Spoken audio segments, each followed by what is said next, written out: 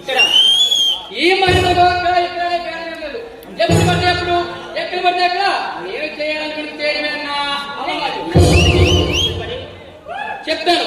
చల్లకొచ్చి ముందు తాగడం నాకు అలవాట్లేదు. ఇంకొద్దిసేపట్లో మన సేట్ పూర్ణచంద్ బొంబాయిని చేరుకోవడం దిగుతాడు.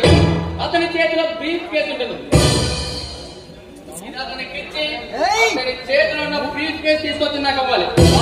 సమాధానం కాదు నాకు కావాల్సింది. కానీ నేను నిన్నే చెప్పాను ఇలాంటి పనులని మానేసింది. చూడు చక్రవర్తి, ఈ మహేంద్ర గ్యాంగ్ లో చేరినవాడు మానుకోవాలన్నా మనిషిగా బతకాలన్నా అది అసాధ్యం. నా మీద నీ అధికారం నిన్నటి వరకు. ఇప్పుడు నువ్వెవరో నేనెవరో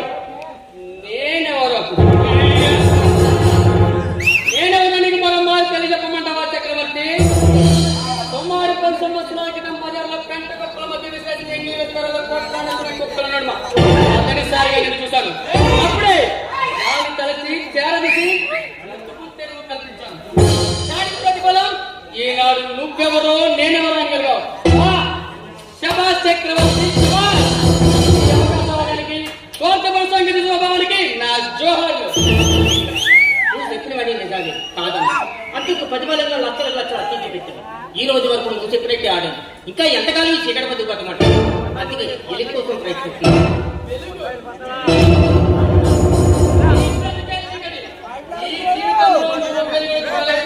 నా భావి జీవితంలో కోటి కణకలతో ప్రసంగించిపోయే వెన్నెల్ని ఆపడం ఎవరి తరం కాదు.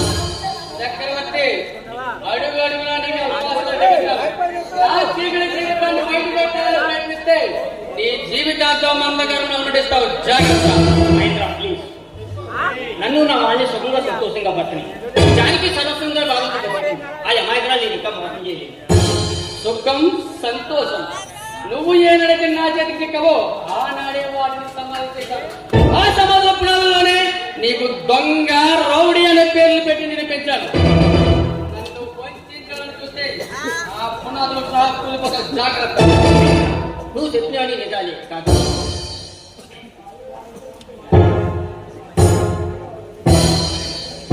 మహేంద్ర, పెద్దగారు నీ కేకలకు నా భార్య బిడ్డలు బయటకు వస్తారు. నేను స్మగ్లర్ని తెస్తే ఎంతో సంతోషంగా ముడిచిపోతున్నా. నా దానికి కుంగిపోతున్నా. కానీ తండ్రి ఒక దొంగని తెలిసి మరించడం నా బిడ్డలు నన్ను కుక్కనే విధంగా చూస్తాను. దేశ శక్తి నుంచి వెళ్ళిపో.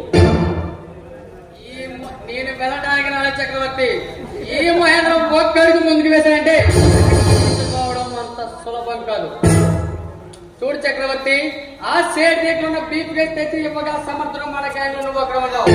వెళ్ళక తప్పదు. నేను వెళ్ళను. వెళ్ళవా? చంపుతావా? చంపను చక్రవర్తి, చంపను.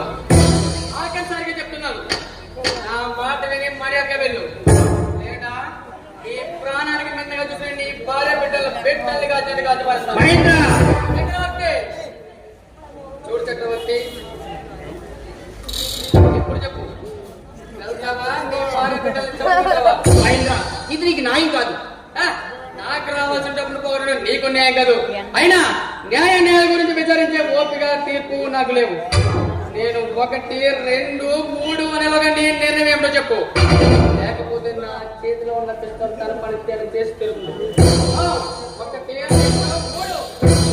Mahindra, very good. మనిషి అన్నవాడిని ఇలా నీట్గా నిర్ణయం తీసుకోవాలి. వెళ్ళు. ఈ నా భార్య బిడ్డలకు చెప్పిన మాట. సరే చెప్పను, వెళ్ళు. వెళ్లే ముందు ఒక్క మాట, నువ్వు వచ్చేంత వరకు నేను ఇక్కడే వెయిట్ చేస్తాను. అవును, ఇక్కడే. నువ్వు ఆ బ్రీఫ్ కేసును పోలీసులకు అందించడం కానీ నువ్వు మాయం చేయడం కానీ జరిగిందా నీ భార్య బిడ్డ సవాలు మాత్రమే బహుమతిగా నడుస్తాయి. చెప్పను, వెళ్ళు.